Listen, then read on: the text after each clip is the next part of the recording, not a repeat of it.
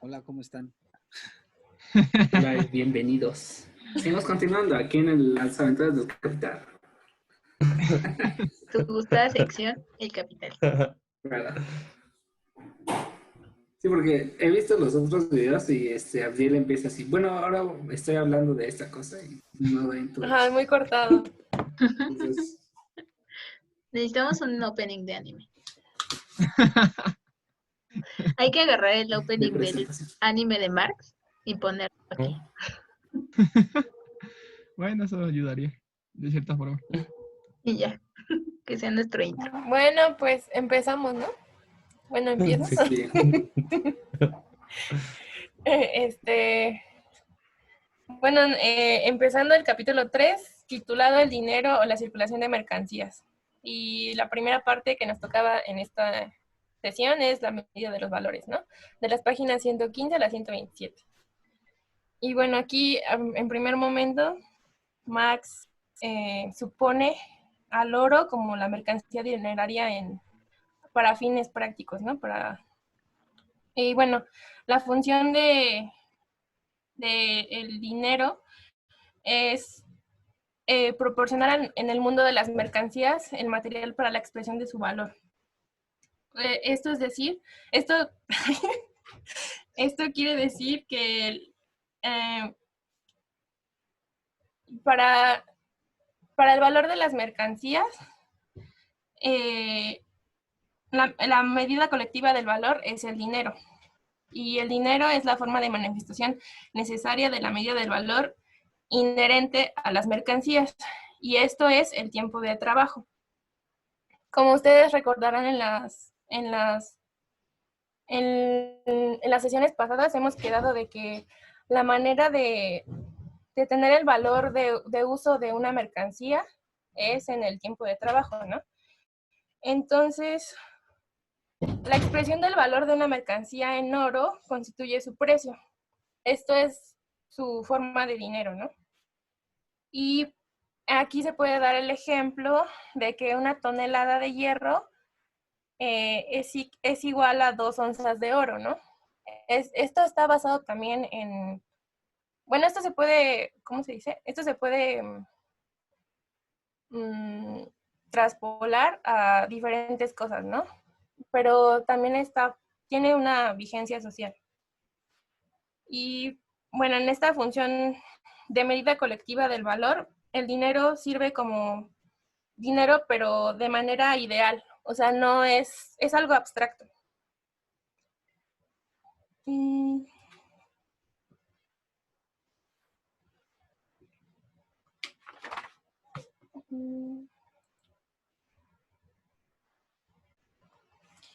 Y bueno, aquí también hay dos conceptos.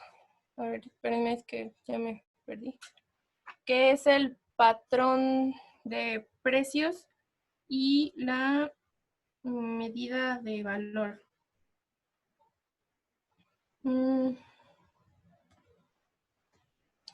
A ver, un momentito, por favor.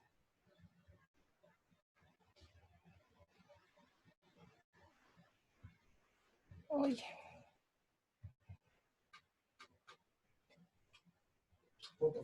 Sí.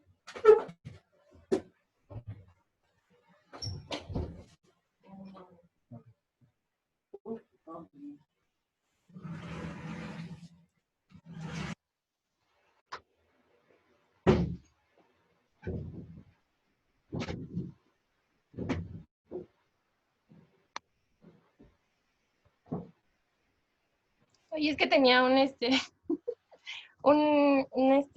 se llama? Un texto, pero ya no lo encuentro. Pero bueno, hasta ahí me quedé yo. No sé si quieren aportar algo más ustedes.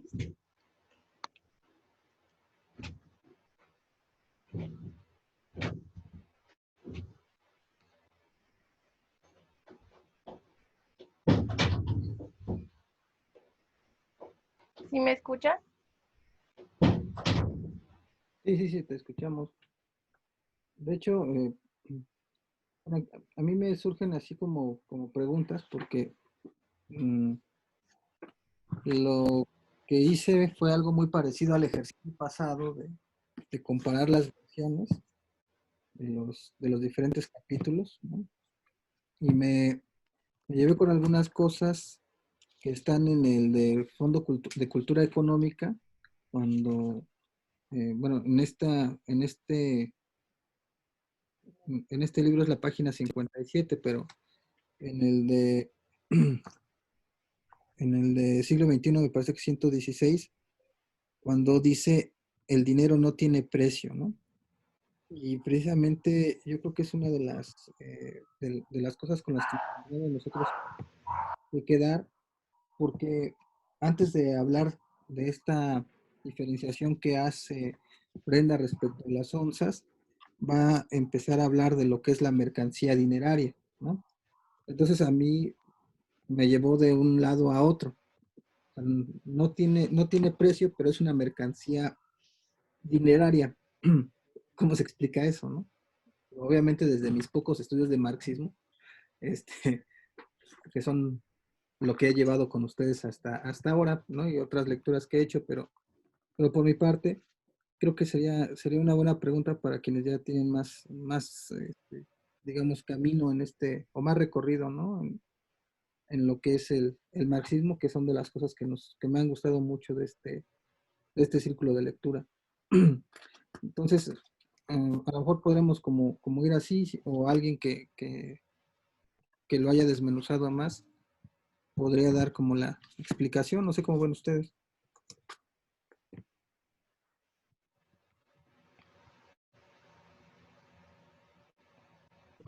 Sí, bueno, yo igual concuerdo en ello. Hay cosas que también se pueden ir enriqueciendo con el diálogo de otros colegas que también ya tengan diferentes perspectivas o hayan ya previamente discutido el tópico.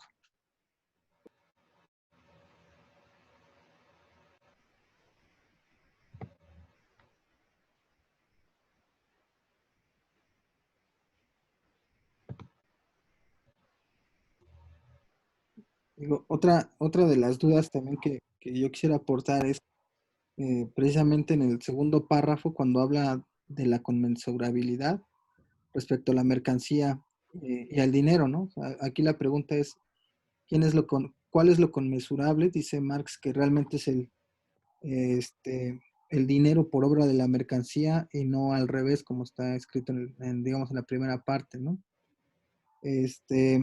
Y lo decíamos como en tono de broma al inicio, ¿no? Antes de la grabación, pero sí parecería ser que Marx a propósito te lleva a las primeras páginas de lo que es el Capital, pero de nueva cuenta recordarte que existe un trabajo humano objetivado. Ello y las formas de valor, que también creo que son de las cosas que ha explicado muy bien Eli, ya no la veo por aquí, pero También Melissa. y también Melissa, que creo que Marx de nueva cuenta aquí vuelve a hacer ese énfasis, pero respecto a lo que es el tiempo de trabajo, ¿no? Me siento que hay Sí. mucha riqueza en las primeras dos páginas.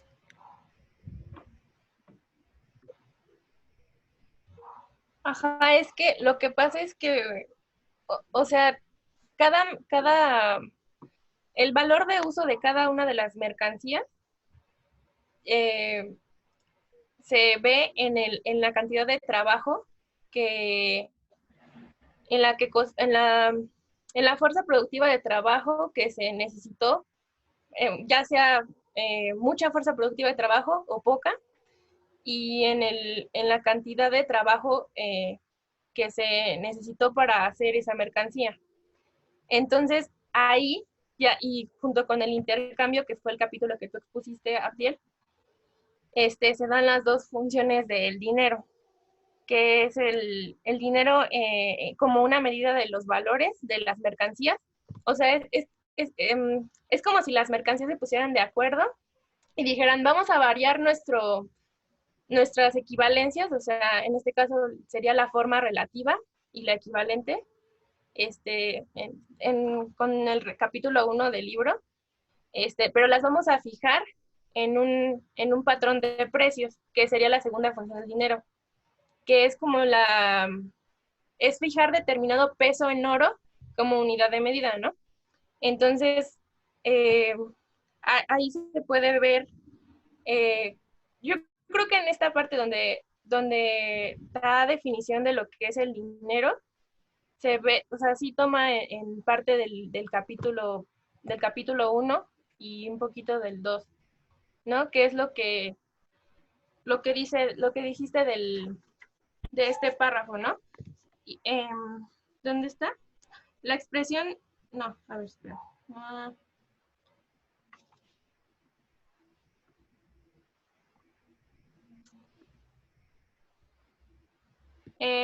Proporcionar al mundo de las mercancías el material para la expresión de su valor, o bien representar los valores mercantiles como magnitudes de igual denominación, cualitativamente iguales y cuantitativamente comparables. Dinero es la forma de manifestación necesaria de la medida de valor inmanente a las mercancías, o sea, el tiempo de trabajo. O no sé cómo lo entendieron ustedes.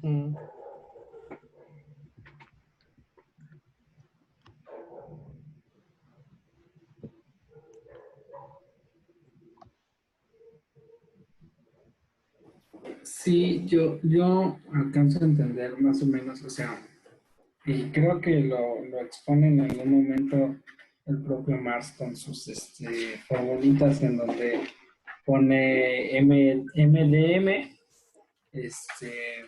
no encuentro si es en esta parte, pero pareciera, o sea, con los textos que hemos leído, bueno, los capítulos que hemos leído anteriormente, pareciera entonces que el dinero es una mercancía, digamos, extraordinaria en donde hay que comparar los valores a partir de la misma, ¿no? Entonces, Marx nos decía anteriormente que podíamos comparar no sé cuántas varas de tela con otras, con hierro, por ejemplo, ¿no? Y entonces el valor de esa mercancía era, el valor de las varas equivalía al valor del hierro, no como objetos, digamos, que tuvieran un valor por sí solos, sino porque dentro de ellos había un trabajo empleado que proporcionaba valor, y entonces decía, es que entonces hay que compararlos con algo que ambos tengan, ¿no? Y ese es el trabajo abstracto, ¿no? Y el trabajo abstracto, entonces, se da a partir a esto que ya Brenda mencionó sobre el tiempo socialmente necesario para producirlo, y es a partir de esas formas en donde se empieza a dar esa equivalencia. Y entonces, en ese sentido, el oro, bueno, el dinero en este caso entraría en esa dinámica al ser como esa mercancía media, digamos, en donde todas las otras mercancías se van a comparar para para entenderse entre sí, ¿no? Entonces, creo que podríamos ir viendo por ahí. Creo, a ver, es que acá me llama atención la cita. Dice, el valor del hierro, la tela, el trigo, etcétera, existe, si bien invisible en estas mismas cosas, viene presentado por su igualdad con el oro. Relación con el oro, que por así decirlo, no es más que una aparición fantasmal en sus cabezas, ¿no? O sea, pareciera entonces que esta relación que tienen estos objetos, estas mercancías, se dan a partir de una relación con el oro que no tiene que ser como directa, pero ahí juega un papel importante, y creo que podríamos empezar a desmenuzarlo desde ahí, o no sé. Ustedes qué piensen. Traes el micrófono apagado. Sí, ya, perdón. Eso. Además es una convención social, ¿no? O sea, no es algo que se le haya ocurrido a Marx porque bueno, ya ha habido dinero desde, bueno, menciona a los romanos, ¿no? Entonces no es algo que sea nuevo.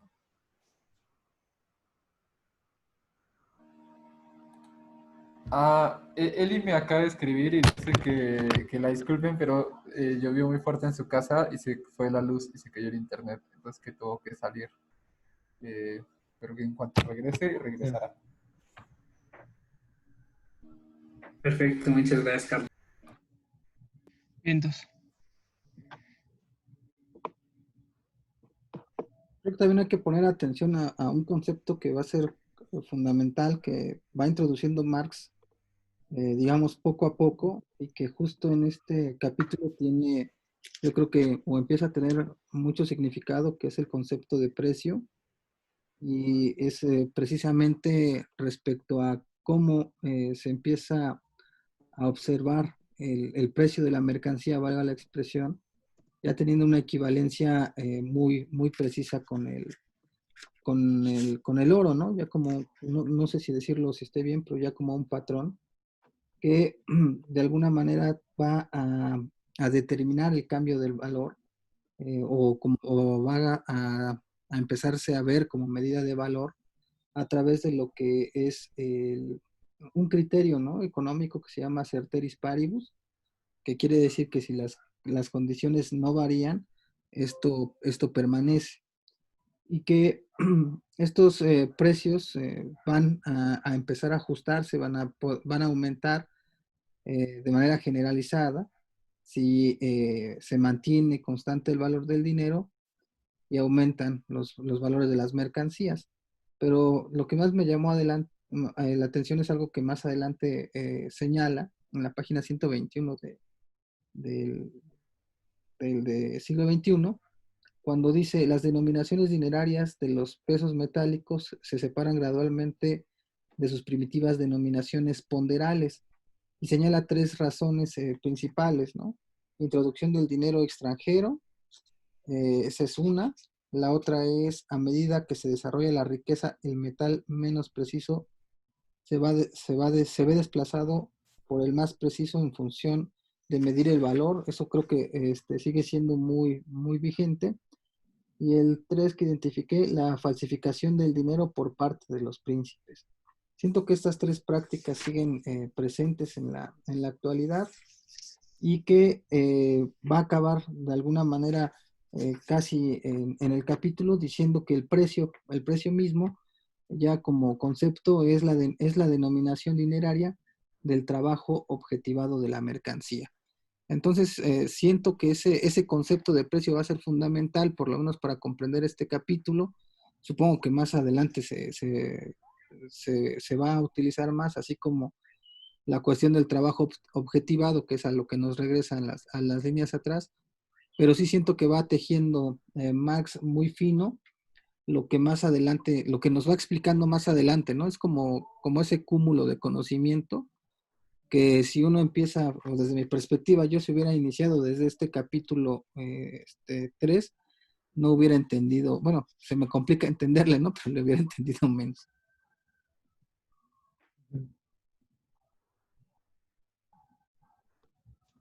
Sí, así es. Bueno, también, bueno, concuerdo. Sí, conforme va avanzando la lectura se va empezando a volver un poco más compleja si no has digerido bien los conceptos bueno, que ha ido desarrollando el autor en el mismo curso. A mí igual un poco de lo que lo comentaba Abdiel al principio, me llamó la atención cuando habla sobre de doble cambio de forma de la mercancía. Es en la página 117 y él comenta: el doble cambio de la forma de la mercancía se refleja en el cambio de ubicación, también doble de la misma pieza dineraria, siempre que consideremos la metamorfosis global de una mercancía en la reiterada repetición de su cambio de lugar, siempre que consideremos en su interconexión el entrelazamiento de las innumerables metamorfosis. Las mismas piezas dinerarias llegan como figura enajenada de la mercancía a manos del vendedor y las abandonan como figura absolutamente enajenable de la misma. Ambas veces el dinero opera de la misma manera, como medio de compra de una, luego de la otra mercancía. Pero para la mercancía, la conexión interna de ambos procesos se pone de manifiesto en el movimiento doble y antitético impreso a las mismas piezas dinerarias. Esa parte, no sé si la llegué a comprender, digamos, en su magnitud, pero me saca distintos, bueno, me saca bastantes dudas, porque, bueno, Marx continúa. Dice: se trata de un cambio doble de ubicación. Y si consideramos el lienzo o sus representantes como el centro de un cambio en sentido contrario, positivo en el caso del ingreso de dinero, negativo en el de su egreso, cuando, por el contrario, solo se operan metamorfosis unilaterales de mercancías, meras ventas o simples compras, como se quiera. El mismo dinero cambia únicamente una vez de lugar. Su segundo cambio de ubicación expresa siempre la segunda metamorfosis de la mercancía, la reconversión de esta en dinero. Entonces, bueno, no sé cómo interpretaron ustedes esta parte, pero bueno, creo que, como dije, bueno, creo que ayuda un poco cómo lo introduce, ¿no? Es el doble cambio de forma de la mercancía. Quizá como mercancía como, digamos, expresada en términos de intercambio y la mercancía expresada en términos monetarios o ya meramente cambiada por el dinero. No sé qué puedan ustedes corregirme, agregar o hacer algún señalamiento que me dé un poco más de luz en esta parte.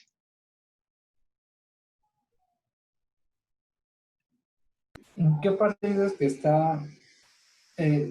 No en página, me gustaría a lo mejor cerca de una Sí. cita o algo así. Sí. A ver, quizá pueda ayudar, déjame volver al texto, es página 117. Es,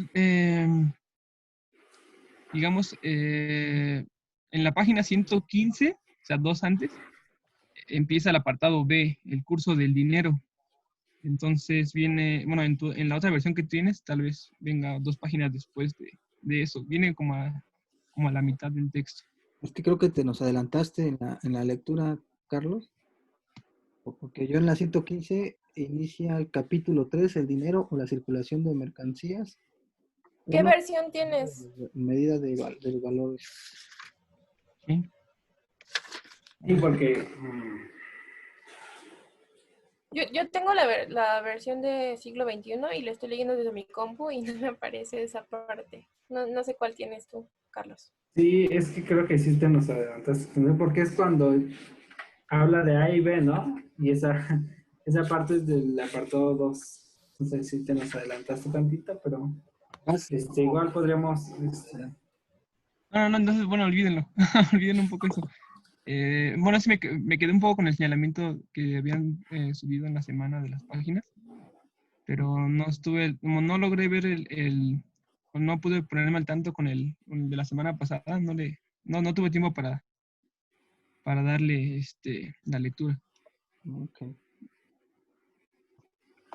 Ok. Sí, porque ya sería el 2, el de medios de circulación. Sí, Pero yo bastante. creo que sí es necesario anotar eso para cuando lleguemos a esa parte de la lectura, Sí, le pongamos atención a lo que Carlos nos está, le está inquisando, ¿no? Es precisamente ahí ya se está utilizando la fórmula que dice Itzam de mercancía, dinero, mercancía, que la ha explicado muy bien Carlos Ajá, justo. nosotras en otras pláticas cuando profundizó en esta forma. Bueno, una disculpa. Ah,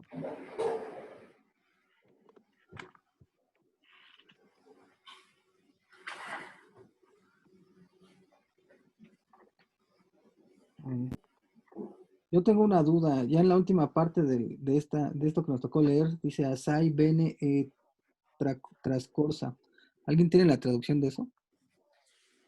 ¿Qué parte? Es la última página de lo que nos tocó leer. Hasta ahí viene, ajá, dice, la aleación y el peso de esta moneda ya han sido bien examinados, pero dime, ¿la tienes en tu bolsa? Ah, en tu bolsa. no sé si es lo de abajo. Sí, Sí, Tenemos es de la Divina Comedia. ok.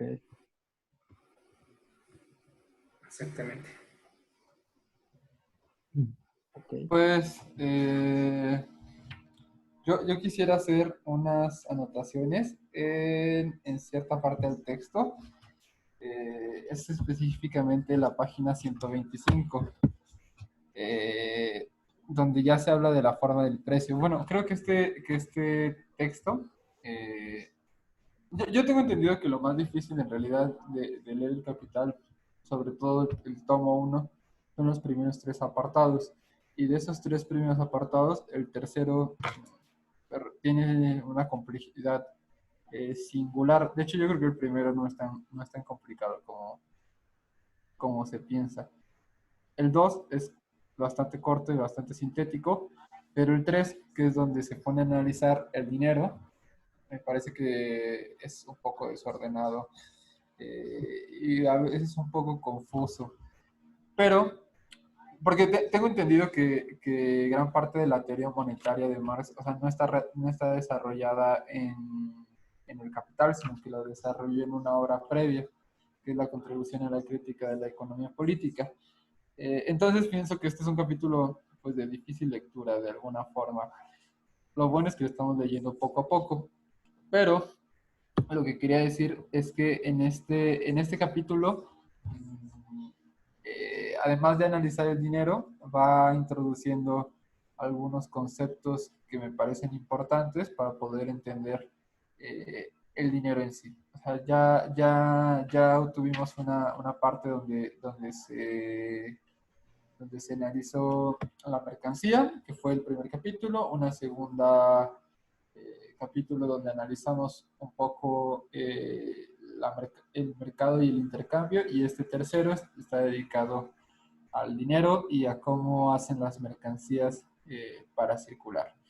Y entonces acá hay varios conceptos importantes a los que nos vamos a enfrentar. Por ejemplo, está el concepto dinero, el concepto mercancía dinero, que no es igual que dinero. Está también el concepto precio, que no es igual al concepto valor. Entonces, ya hay una introducción de varios conceptos nuevos y que además nos va adelantando algo que yo no he leído, pero he escuchado que se debate mucho, que es la relación entre el precio y el valor, que es un tema común tanto para los economistas marxistas como para los economistas que tratan de refutar el marxismo.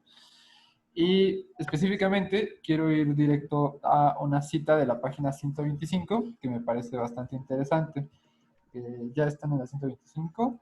Está en el primer párrafo que inicia en la página 25, no el que viene de la 124, sino el que continúa en la 125. Y dice: la forma del precio, sin embargo, no solo admite la posibilidad de una incongruencia cuantitativa entre magnitud de valor y precio, sea entre la magnitud del valor y su propia expresión dineraria, sino que además puede albergar una contradicción cualitativa, de tal modo que aunque el dinero solo sea la forma de valor que revisten las mercancías, el precio deje de ser en general la expresión de valor. Ok, entonces ahí ya nos explica que puede haber una disintonía entre el precio y el valor mismo. Cosas en sí y para sí no son mercancías como por ejemplo la conciencia, el honor, etc. Así merced a su precio, la forma mercantil. Este pasaje me parece muy interesante porque aquí Marx plantea ya una separación bastante interesante entre la noción de precio y la noción de valor, teniendo en cuenta que algunas cosas que no son en realidad valores de uso, ni que fueron creadas para el intercambio, pueden adoptar un precio. Esto me parece, o sea, no recuerdo de otro lugar donde hable de esto, pero me parece bastante importante. Y dice: es posible pues que una cosa tenga formalmente precio sin tener valor. Digamos, cualquier cosa como esta, que no fue inventada como mercancía. La expresión en dinero deviene aquí imaginaria, como en ciertas magnitudes matemáticas. Por ejemplo, la forma imaginaria del precio, como por ejemplo el precio de la tierra no cultivada, que no tiene valor alguno, porque en ella no se ha objetivado ningún trabajo humano, puede contener una efectiva relación de valor o una relación derivada de esta. Y entonces acá nos mete con una segunda problemática que yo creo que quienes mejor han trabajado en ella, quien mejor ha trabajado en ella es un antropólogo no marxista, sino un antropólogo de la escuela del Don, que es otro Karl, que no es Karl Marx, es Karl Polanyi, donde nos habla de algunas cosas que no son como mercancía, pero en este sistema específico trabajan como mercancía. Específicamente la tierra, específicamente el dinero y por último el trabajo.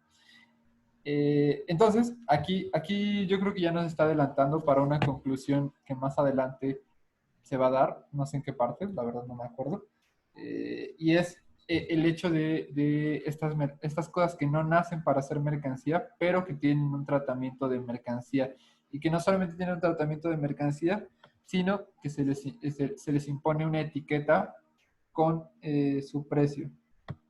Entonces, aquí yo creo que en este párrafo está dotado de algo muy interesante, que es la posibilidad de establecer precios en desacuerdo con el valor, y que va a crear, yo creo que este es un lugar que genera, podríamos decir, hasta disonancias, porque si entonces los precios de alguna forma tienen alguna independencia al valor, ¿cuál es el objetivo de Marx en estudiar los valores? Y que creo que esto es un debate que se ha dado de manera fuerte con las escuelas neoclásicas. O sea, las escuelas neoclásicas que todos lo centran en la cuestión de la oferta y la demanda, dirían, bueno, si el precio no tiene relación con el valor, ¿cuál es la necesidad de entender el valor?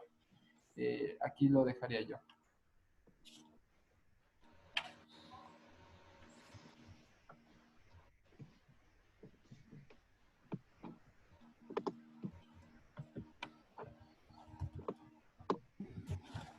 ¿Tienes esta cita o, bueno, esta parte del texto, Carlos?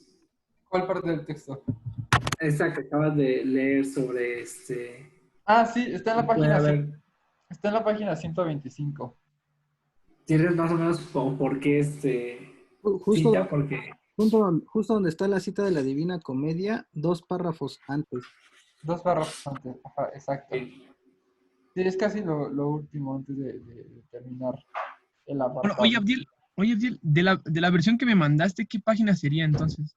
Es que te mandé un PDF, pero yo tengo el libro. Pero deja ahorita lo checo y te digo. Vientos. ¿Qué versión le mandaste a Pierre? La ¿La que, del siglo XXI? la que se subió. Nada más que Sí, es que, los corchetes son las páginas, ¿no? ajá, los corchetes en color gris son las páginas del libro en físico, Carlos. Y sobre lo que dice el otro Carlos, me parece que en uno de los prólogos o epílogos que hace Marx, ahí también explica, ¿no? Sobre que el interés particular tiene mucho que ver más allá de, y la ganancia que puedas tener, más allá del verdadero valor de la mercancía, ¿no? O de la cosa, de la mercancía que no debería ser mercancía y que sea en el sistema capitalista se usa como mercancía, ¿no? Y pues también ahí yo creo que lo pone para también criticar un poquillo, ¿no? O no sé qué opinan los demás.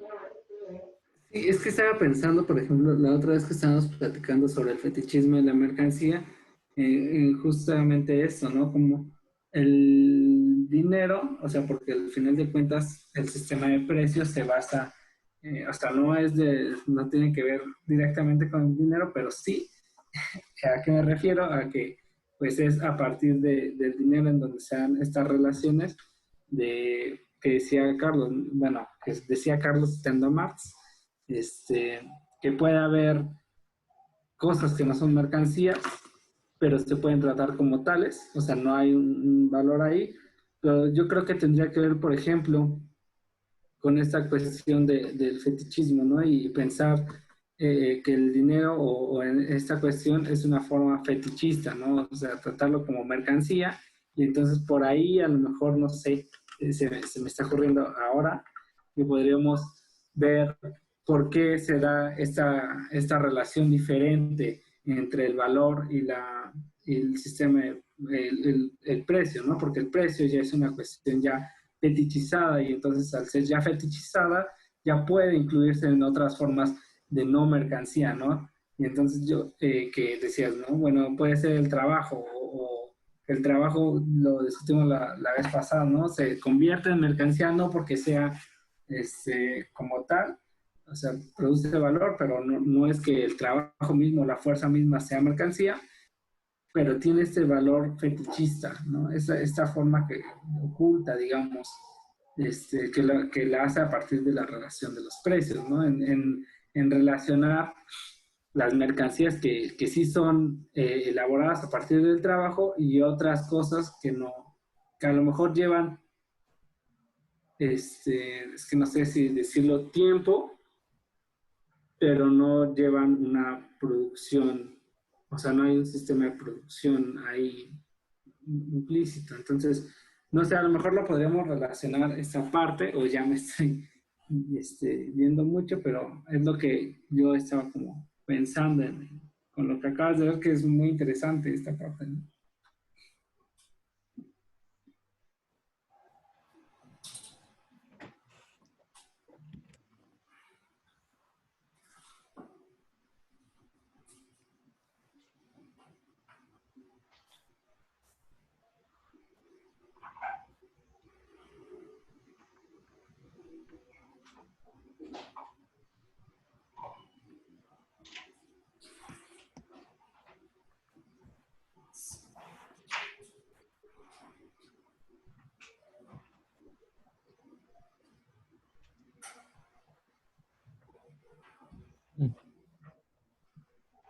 Claro.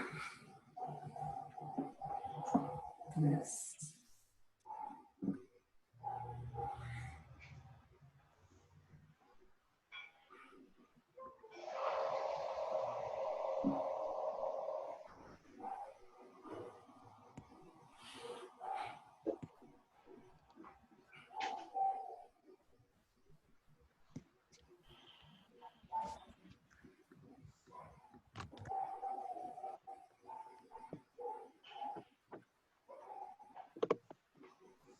Sí, ya, ya más o menos estoy como completando la idea. Es que acá, Max, en la cita que leíste, va a recordar esa parte que dice eh, cosas que él y de por sí no son ninguna mercancía, como por ejemplo la conciencia del honor, pueden considerarse por sus poseedoras vendibles por dinero y recibir así mediante su precio las formas de mercancía. Eh, la expresión de precio se hace aquí imaginaria, como ciertas magnitudes de las matemáticas. O sea, aquí lo que Marx quiere, bueno, siento que quiere decir es estas formas de abstracción que, por ejemplo, tienen la matemática, ¿no? O sea, en las matemáticas podemos hablar de números y de formas que en realidad no existen y que nosotros las podemos inventar como cosas abstractas. O sea, un ejemplo así, cuando decimos, tengo una manzana y otra manzana, que en realidad físicamente o así no las tengo, pero podemos imaginar que las tengo. Y entonces, si junto estas dos manzanas, serían dos manzanas, ¿no? Entonces, creo que va más que nada como en esa abstracción, y entonces en la forma del dinero pasa por como es una cuestión cualitativa, es decir, se basa en unas características cualitativas, es decir, abstractas, que tienen que ver con esta forma de las matemáticas, pues pasa por estos procesos de fetichización que ya mencionaba hace rato, y por eso se puede dar una relación que pareciera de formas mercancías con cosas que no llevan en sí un trabajo de por medio, ¿no? Creo que por ahí podríamos pensarle.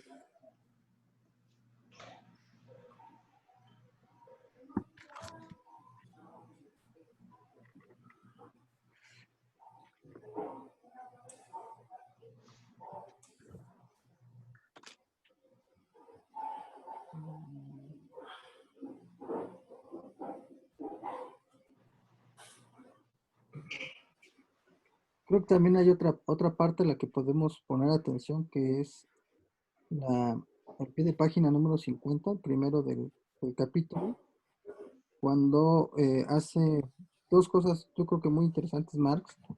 Una de ellas es la no representación de manera directa del tiempo mismo del trabajo a partir del dinero, respecto a que pues un billete no puede representarse por horas de trabajo, en un sentido, y luego la crítica, este, quizá ahí para quien esté más adentrado a lo que es esta cuestión del socialismo utópico, que le hace a Robert Owen, ¿no? Respecto a lo que va a llamar en su pensamiento, ¿no? De Robert Owen, el dinero laboral, ¿no? Que sería interesante como saber bien de qué trata ese dinero laboral, y que dice Marx, ¿no? Que presupone un trabajo directamente socializado. Eh, sí, yo creo que son también como dos elementos en este pie de página que deberíamos rescatar.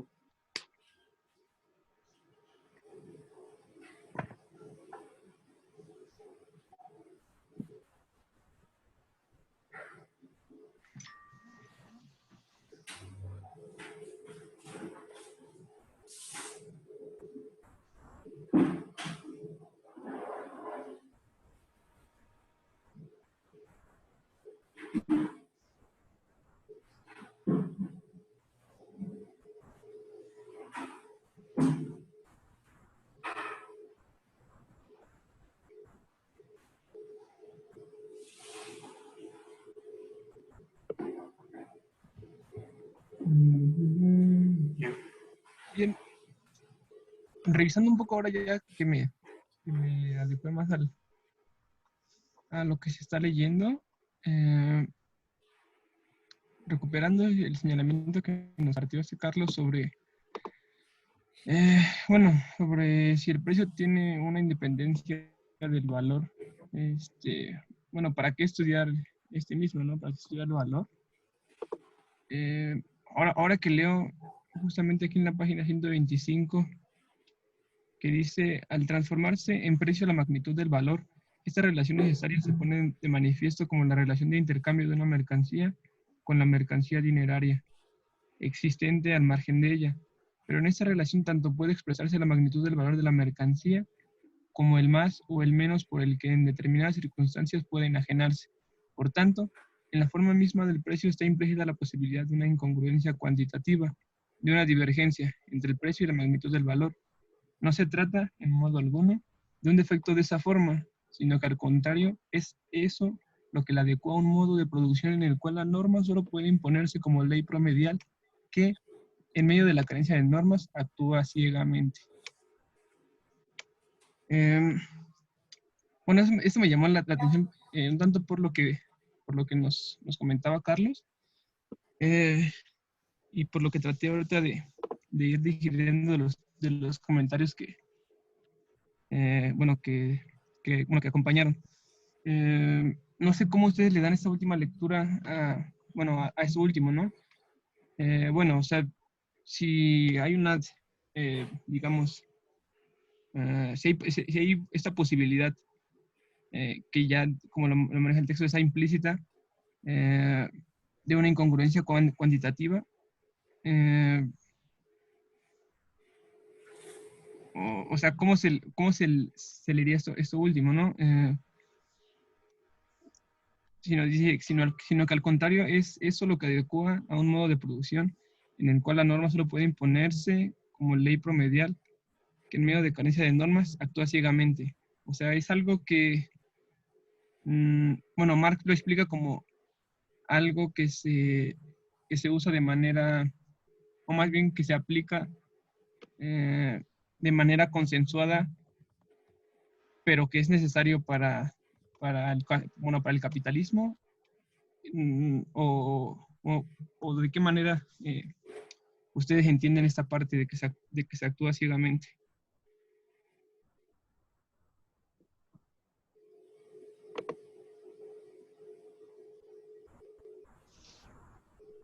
Pues yo creo que, o sea, la parte interesante del capítulo es que, o sea, al final el productor, eh, ¿cómo explicarlo? Bueno, cuando tú produces cierta cosa, digamos, o una taza o un libro, y tú la llevas al mercado, tú no sabes cuál es la medida de valor que tiene incorporada.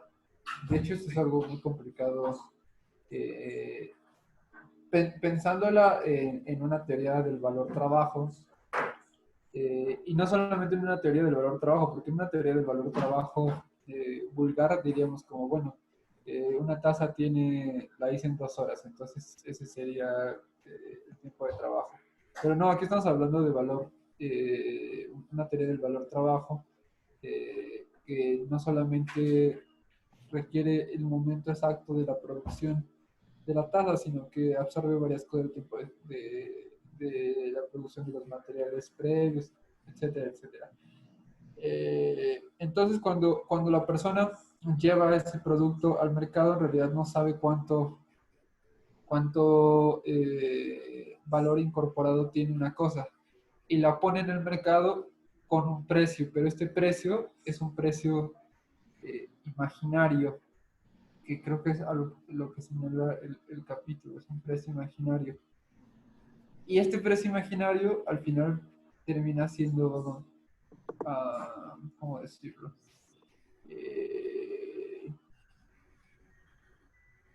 No tiene una relación, o sea, puede, y yo creo que el mayor tiempo de las veces es diferente al valor real del producto. Entonces, creo que esta primera parte pone en énfasis eso, que es bastante interesante, cómo los precios a veces no coinciden en realidad con los valores. Y la segunda cosa que me parece bastante interesante es que cuando se habla de que el oro es una medida estable, pero que un mayor número de ella hace que cambien las proporciones respecto al precio de las otras cosas, ya se va anticipando a una teoría de la inflación. No sé cómo lo vieron ustedes.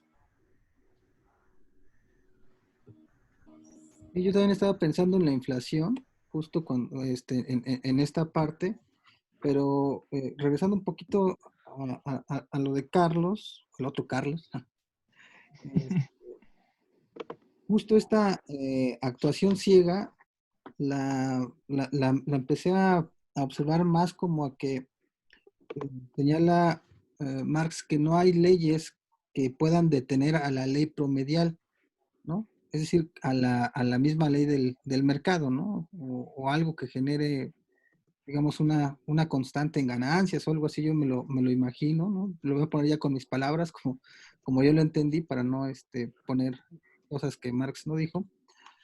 Pero sí entiendo que en la primera relación que va a mencionar en lo que tú lees, ¿no?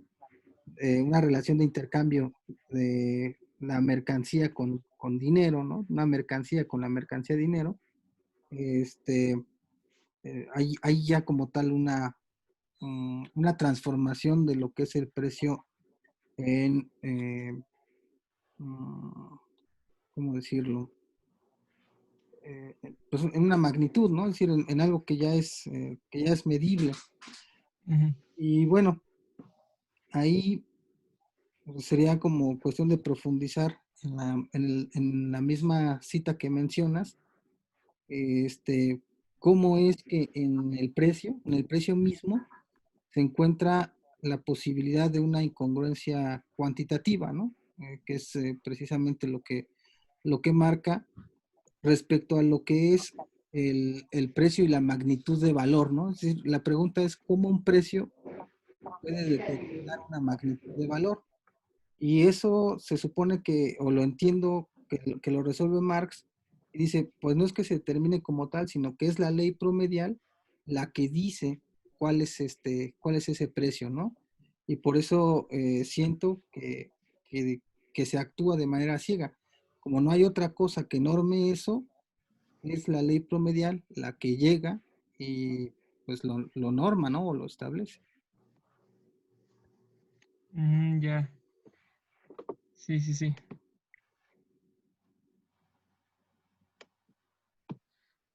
Mm,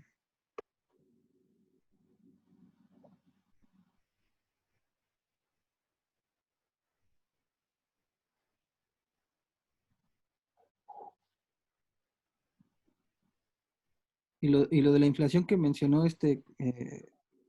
Carlos, este, digamos en la página 122, cuando empieza a hacer el examen de la forma precio, para mí fue inevitable recordar mis clases de microeconomía, ¿no?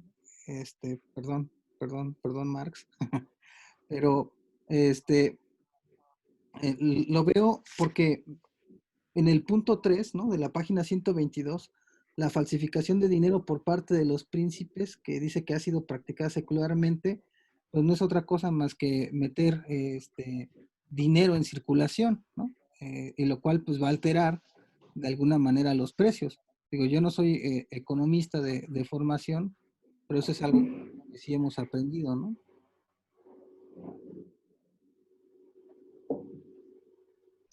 Sí, que por ejemplo por ahí podríamos empezar a ver esta parte de la inflación que proponía en cuanto a que al final de cuentas hay una no equivalencia, o sea, es un equitativo en que se produce valor en las mercancías que se da, que de ahí parten las formas salariales y todo esto, este, con el tiempo social bienestar y todo lo que implica eh, la, la producción y esta parte que dices de que los príncipes meten dinero, o sea, ese es fundamental porque al final de cuentas parecería como si el dinero tuviera, o sea, de la nada pudiera parecer, que creo que es una de las preguntas que mucha gente se hace así de, si, ¿por qué un país es pobre y no imprime muchos billetes? ¿No? Es como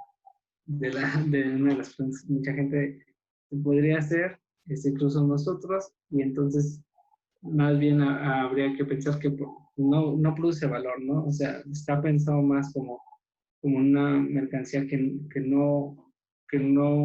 donde no hubo una producción de valor en medio y entonces pareciera como si se compraran las mercancías entre sí, o sea, de forma solas, sin trabajo, y entonces creo que es el proceso en donde se da la inflación, ¿no? No sé.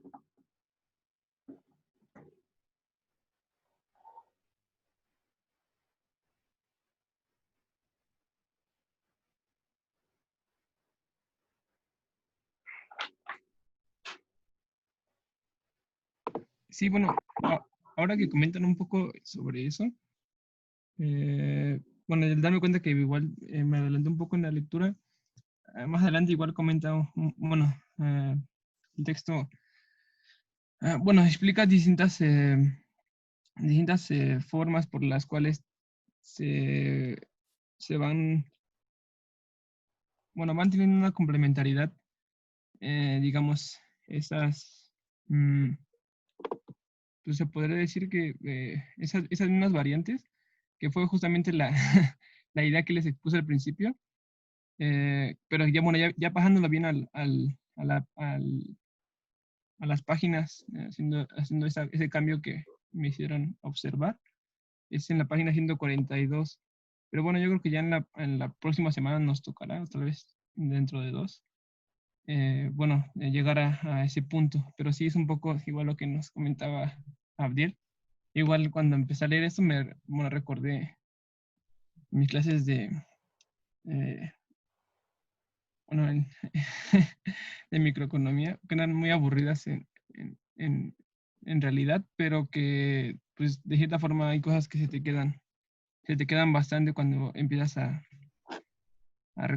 leer esto, ¿no? Y que empiezas a rememorar o a interconectar otras ideas que ya tienes.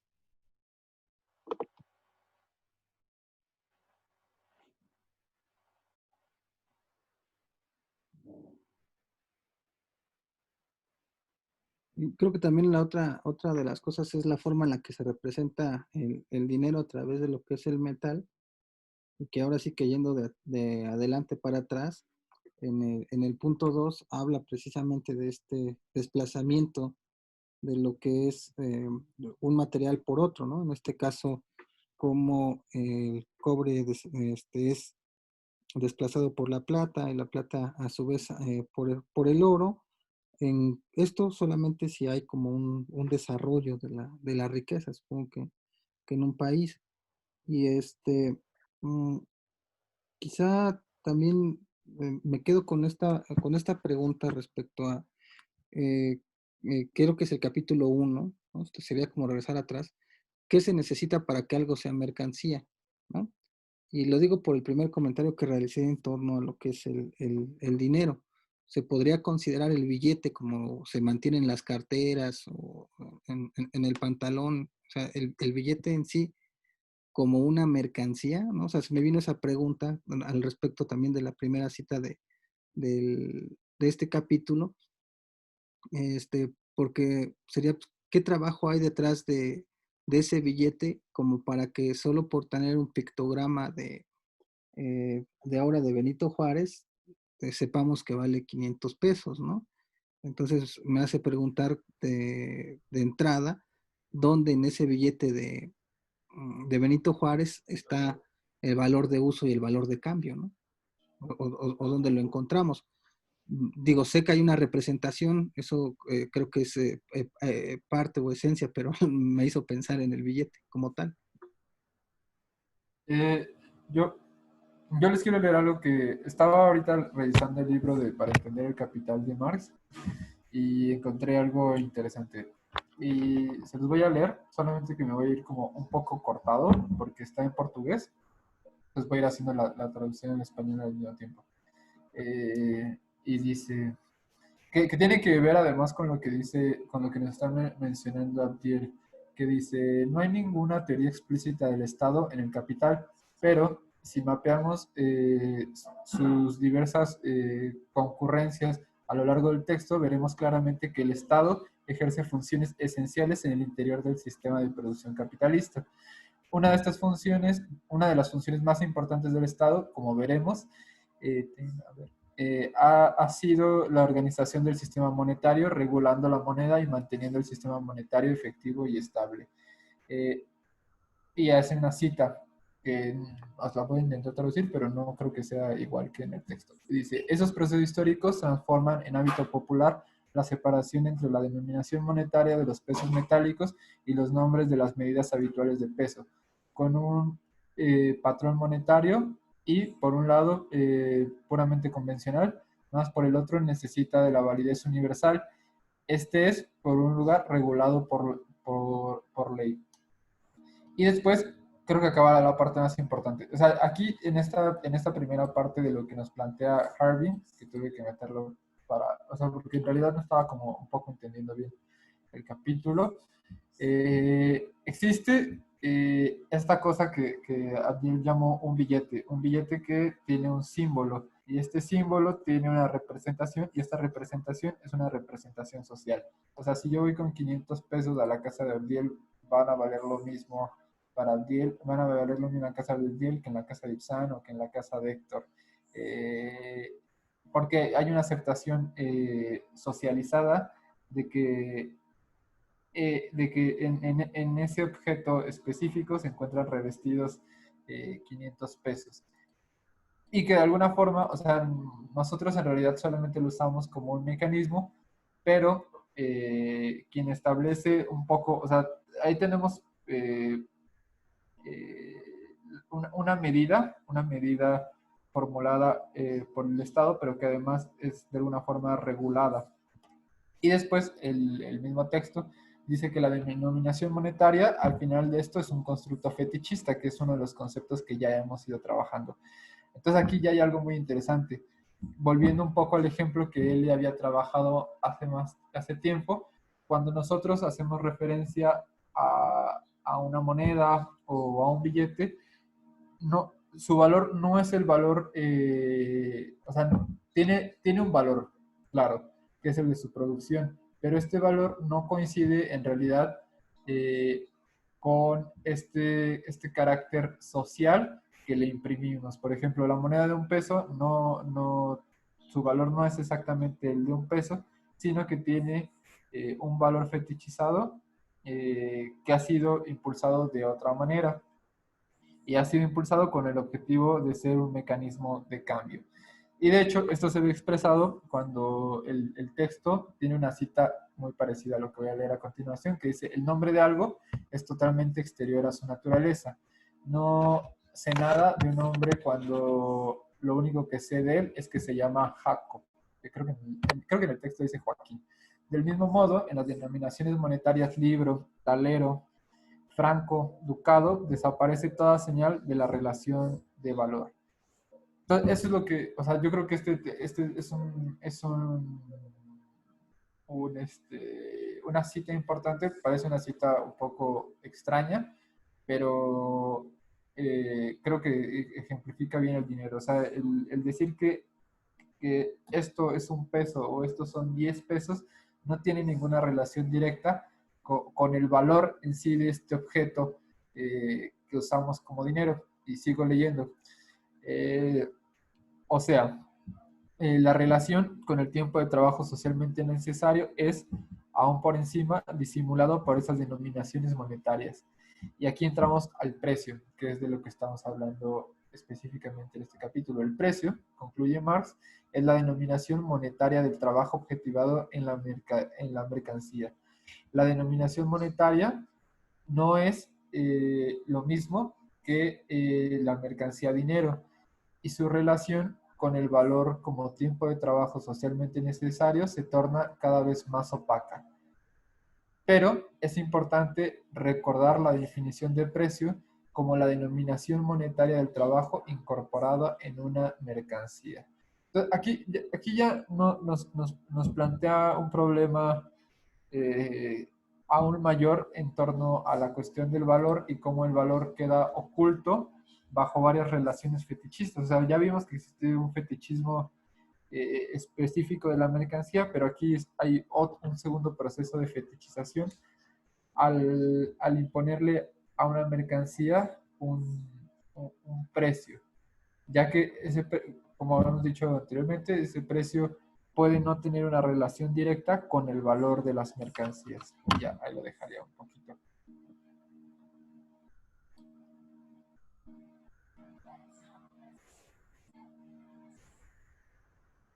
Que también siguiendo un poco con lo que dice Carlos, sería ver en esta primera parte al dinero, ¿no? Como medida de valor, para que después se pueda ver ya como una cuestión que se acepta, ¿no? De manera social, como lo dijo con el billete de 500 pesos, como una medida de circulación, ¿no? Sí, al final ese es el dinero, ¿no? Una medida de circulación, pero yo creo que el análisis es interesante, porque es una teoría del valor bastante, una teoría monetaria bastante complicada, lo que veo en este capítulo, y que nos lleva un poco a pensar qué relación existe entre el precio y el valor, y que de hecho, o sea, yo creo que este capítulo además de todo es complicado porque es incompleto, porque esta idea la estaba trabajando el autor en el tomo 3 y sí se murió, entonces pues es todavía una parte,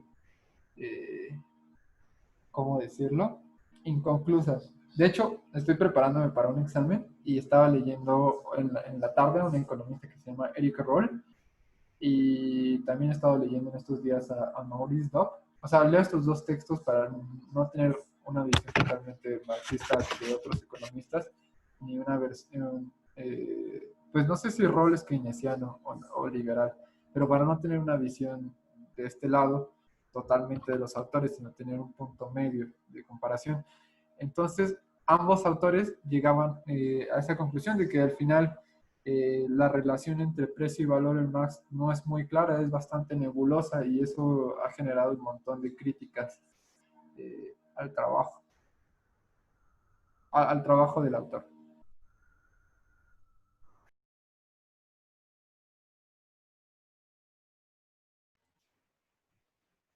Mencionaste a Eric Rowley. ¿Cuál era el otro autor?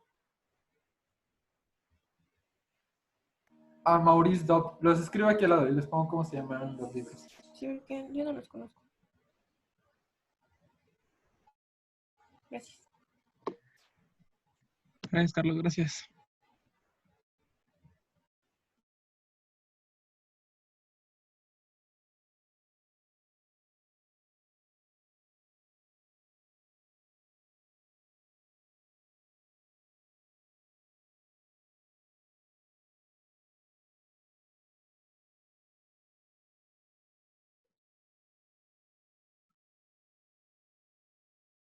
No sé los demás cómo vean este capítulo.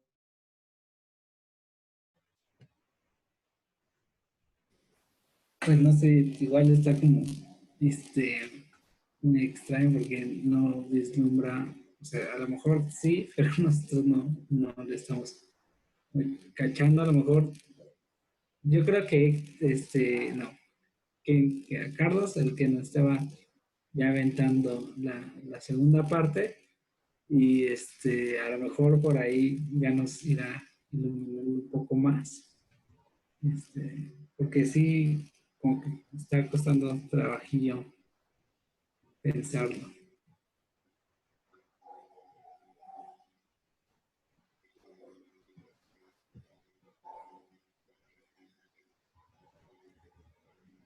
¿Tú, Héctor, qué te pareció la primera parte del capítulo 3? Pues sí está complicada como dice Sam, ¿no? Pero yo creo que lo que es importante retener hasta ahorita es justamente la introducción del concepto de precio, ¿no? Y la diferencia del precio con el valor. Yo creo que más adelante se irán aclarando algunas cosas, ¿no? No sé, yo creo que con eso ahorita podemos ir como puliendo después el entendimiento de este capítulo, porque pues, estamos empezándolo, ¿no? Ujú. No sé, ¿cómo se les hizo? Muy complicado. Mucho. Oye, Augusto tiene una... ¿Cómo dices, Augusto? No puede ser mercancía, ¿por qué? Creo que estaría interesante que nos lo dijeras. Bueno, es que yo siento que le estamos dando muchas vueltas, estamos enfocándolo totalmente, porque yo he estado en chorro mil círculos marxistas, y es más, yo siempre, todo círculo marxista que he estado, hay un gordo barbón, y ahora resulta que yo soy ese gordo barbón aquí. Pero yo, a grosso modo, lo que entendí es de que viene siendo que es el oro el que se va a utilizar como forma de dinero o como equivalente a la mercancía para no andar trayendo la mercancía, sino es con lo que yo voy a mediar váyanse para allá, váyanse para allá. Espérame tantito, mis sobrinas. O sea, venía diciendo que esa es la forma de con qué voy a mediar entre una mercancía y otra, ¿no? Porque no decía el capítulo pasado que los pastores, su moneda venía siendo ¿cómo se llama? El ganado, ¿no? Yo no traigo una oveja en el pantalón para cambiarlo por un fajo de trigo, ¿no? Sino yo a traer lo que viene siendo lo que es el dinero y lo que viene siendo el precio de esto que se va a objetivizar el trabajo acumulado que hay en la mercancía y ese va a ser el equivalente que va a tener el dinero y es donde su precio que diga y es donde puede ser arbitrario en ese momento que está hablando él, porque pues ahorita ya es otros tiempos y pero a eso es a lo que yo le resumo este capítulo, que viene siendo eso, porque inclusive él también habla del tipo de monedas que puede haber, que puede utilizarse el oro, la plata y el cobre, por ahí dice, siendo que el oro no tiene un valor de uso, nada más se utiliza como como un valor para cambiar las mercancías que me dicen como el dinero, porque te dice que vale tanto, que no sé qué hierro vale tantos de oro y no sé qué, y por ahí te dice que puede depreciarse el valor y no sé, más relajo que no hay que clavarnos ahorita, más adelante viene. Y eso es lo que yo entendía a grosso modo sin clavarme tanto, porque ahora sí que yo llegué a estar en la ENA y había unas materias donde metían a todas diferentes carreras y llega un momento que están como estamos ahorita, que queremos sacar el sentido literal del texto siento que no somos doctos en este tema, y hacían los mendigos lingüistas, yo soy historiador, y siempre se clavaban, no, que la página dijo tal, tal, tal, si no hay que sacar la idea y ya pues, nos vamos a dar cuenta, y siento que esta sesión chupó faros desde que nos expuso, y pues nos compartió una inseguridad a todos y como que no nos animamos a hablar, que es lo que yo siento, ahora sí como psicólogo yo lo vería así. Por eso las pláticas que tenía con Abdiel y me tuvo que ventanear frente a todos, bye bye. No, es que creo que era importante lo que dijiste, ¿no? Por eso.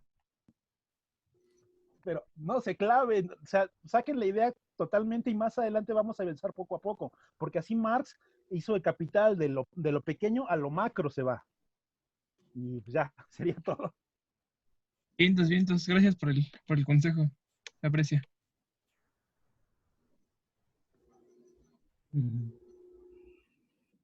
Algo más, algo. O sea, justamente creo que eso último, ¿no? De sacar las ideas principales de lo que vayamos leyendo y ya, pues poco a poco se irá entendiendo mejor, ¿no? Se irá profundizando en esos temas.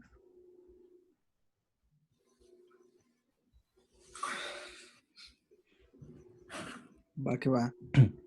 Pero, ¿qué? Más. Entonces, ¿nos ponemos de acuerdo para la otra? Yo digo que sí, ¿no? Nos ponemos de acuerdo para la siguiente. Ok. Yo expongo la siguiente si quieren. ¿Quién? Yo expongo la siguiente que viene. Ah, va, muy bien. Pues ¿Ahora sí, cuál me toca? Va. ¿De cuál a cuál página vamos a...? Sería La parte B, ¿no? Habíamos dicho, bueno, más bien la parte A. Ah, sí. la parte A de los medios de circulación, sí. Perfecto. Cámara, mal hecho. ¿Sí ¿Puedes hacer el anuncio ahí en el grupo de Facebook, por favor? Lo que estaba pensando que como yo trabajo los sábados y luego ya vengo cansadón, que a Ajá. lo mejor grabo la presentación y la subo al Face y ya la ponemos acá todos ¿La ese sábado. discusión? ¿Cómo ven? No O sea, sé yo la cómo- grabo, la Yo subo digo que es como buena subo, idea. la subo y ya la vemos porque yo ahorita yo vengo cansado, ya también con sueño y Bien. como me toca chambear los sábados Sí, y creo la que vemos. sí es mejor para ti y pues termina siendo mejor para nosotros. En Sí, la o sea, yo lo próxima preparo, sección. la preparo, la grabo y la vemos el sábado todos. Perfecto, bueno, por mí está bien. O sea, la subo al Face y ya la vemos acá. Va.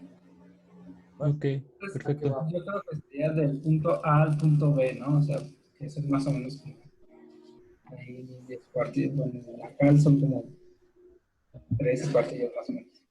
A ver. Página. Y así, amiguitos, es como nos ponemos de acuerdo para la siguiente semana. Sí, Debería de haber cortado el video. La metamorfosis de la mercancía. sí, la 127. A la... 139. ¿A cuál? 139. Cámara. Sí, sí es eso. Digo, Sí, lo que estoy viendo sí es la misma versión. No veo la mendiga B. Sí, me la he hecho. Sí, 139. Curso de Ajá. dinero. Sí, me la he hecho yo. voy a dejar de grabar para que nos despidamos de todos. Muy bien. Va. Vale. Gracias a todos por acompañarnos. Eso. Muchas gracias.